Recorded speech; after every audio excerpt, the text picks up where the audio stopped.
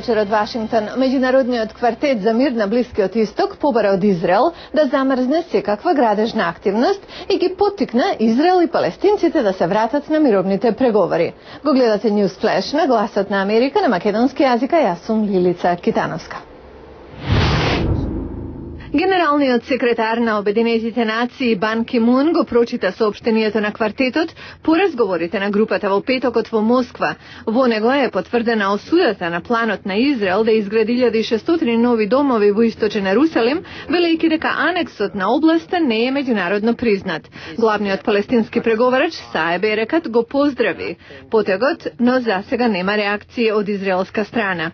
Квартетот во состав Соединетите американски држави, Обединетите нации, Русија и Европската унија повика и на обнова на израелско-палестинските мировни разговори со цел постигнување на конечен договор во рок од 24 месеци. А од другите вести, председателот Барак Обама требаше во недела да замине за Индонезија, но останува во Вашингтон да обезбеди поддршка за законот за здравствена заштита, за кој представничкиот дом треба да гласа тој ден. Портпаролот на Белата куќа Роберт Гибс најави дека патувањето е одложено за јуни. Советник на индонезискиот председател Сусило Бомбанг Јудхојоно рече дека тој му пратил порака на Обама во која го охрабрил да остане во Вашингтон и да се фокусира на гласањето на реформа на здравствената заштита. Инаку, Белата куќа вели дека председателот Барак Обама верува оти демократите во представничкиот дом ќе имаат доволно гласови за усвојување на мерката за реформа на системот на здравство. Лидерот на мнозинството во представничкиот дом, Стени Хуер, вели дека се е подготвено за гласање во недела. Сенатот веќе го усвои пакетот реформи во здравството. А портпаролот на Белата куќа рече дека председателот жали што ја одлага посетата на Индонезија и Австралија, но дека усвојувањето на пакетот за реформи во системот на здравството е од исклучително значење и дека председателот сака да го види нејзиното усвојување. Американците на 20 на години возраст во Соединетите американски држави ја сочинуваат најголемата група што нема здравствено осигурување. Тоа се млади луѓе, најчесто без доволно приходи да можат да си дозволат самите да си купат здравствено осигурување, а доволно се стари да не можат да бидат под здравственото осигурување на нивните родители. Многумина се надеваат дека реформата во здравствениот систем ќе донесе позитивни промени во овој домен. Мишел Гомез е 23 годишна самохрана мајка без здравствено осигурување, а со срцево заболување. Поради болеста може да работи само хонорарно и затоа нема пари да се осигура. Дошла во бесплатната клиника во Арлингтон, Вирџинија поради настинка. Ми требаат лекови за болките во срцето. Размислувам 2 пати дали да појдам во болница бидејќи немам осигурување и не можам да ја платам сметката. Речиси 2/3 од помладите возрастни лица во САД работат хонорарно, поради што работодавачите најверојатно нема да им понудат здравствено осигурување. Владата проценува дека 30% од оваа популација се неосигурани, за разлика од 17% меѓу постарите возрастни. Па сепак здравствени лица наведуваат дека помладите треба да се осигураат, иако сега можеби немаат големи здравствени проблеми. Тие со време може да станат хронични и големи, вели Ненси Палесен од бесплатната клиника во Арлингтон. Според постојните закони, децата може да останат на здравственото осигурување на родителите се до 22 годишна возраст. Со предложената реформа границата се поместува на 26. Помладите почесто работат во помали бизниси од постарите, што не нудат осигурување. Исидро Дуран го вади лебот во мал ресторан во Вашингтон, сака достапно здравствено осигурување. Загрижен сум, бидејќи никогаш не знаете кога ќе ви затреба. Дури и предложената реформа да биде усвоена, промените во здравственото осигурување нема да започнат за неколку години. До тогаш дел од сегашните 20 годишници би можеле да имаат големи лекарски сметки и хронични болести.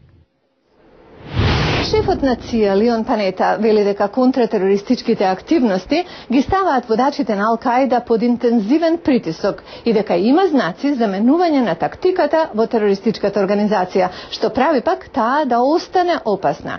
Експертите велат дека Ал-Каида се повеќе се ориентира кон помали акции за пореметување на западните економии. Ал-Каида ја менува тактиката. употребува лица во САД кои немаат историја на терористичка активност, ниту пак некаква врска со терористичка организација, кажа шефот на ЦИА Леон Панета. Аналитичарот Бруз Райдел од институцијата Брукинс вели дека Ал-Каида во моментов не е заинтересирана за напади како оние од 11 септември 2001. Групата е ориентирана кон помали напади, вели тој, чија цел е пореметување на западните економии. Райдел посочува на новата видео порака на портпаролот на Ал-Каида, американецот Адам Гадан. Немојте да мислите дека воените бази се единствените вредни цели во Америка и на Запад. Има многу други стратешки места, институции и инсталации што може да се нападнат од муслиманите за да се нанесе голема штета, стои во пораката.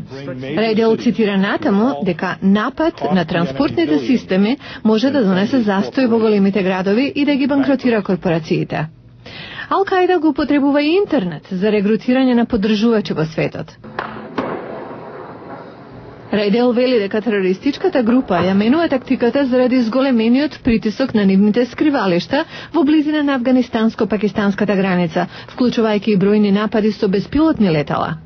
Last year, the attack rate exceeded 55. Минатата година имаше над 55 напади, а годинава со ова темпо ќе има над 100, што значи дека дрон ги напаѓа буквално секој 72 часа. Ал-Каида, пакистански Талебан, афганистански Талебан и други. Има мислење дека убивање или фаќање на лидери на Ал-Каида станува неважно. Райдел вели дека со аудио или видео пораки наместо со појавување во јавност, Ал-Каида создала мит дека е над законот, дека е опасно да се дозволи тоа да продолжи, зашто веќе трае предолго и дека прекинување на таа мистика е многу важно. Едвард Лус од Financial Times смета дека убивање или фаќање на лидерите на Ал-Каида нема да биде доволно. Според него, арапско-израелскиот конфликт мора да биде решен, зашто тоа е во коренот на акциите на Ал-Каида.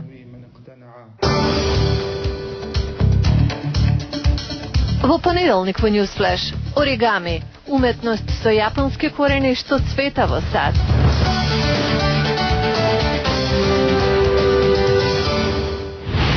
Го гледавте Newsflash на гласот на Америка на македонски јазик, а јас сум Лилица Китановска од студиото во Вашингтон. Појдете и на нашата веб страница glasnaamerika.com, каде имаме богатство од информации. Пријатен викенд, до гледање.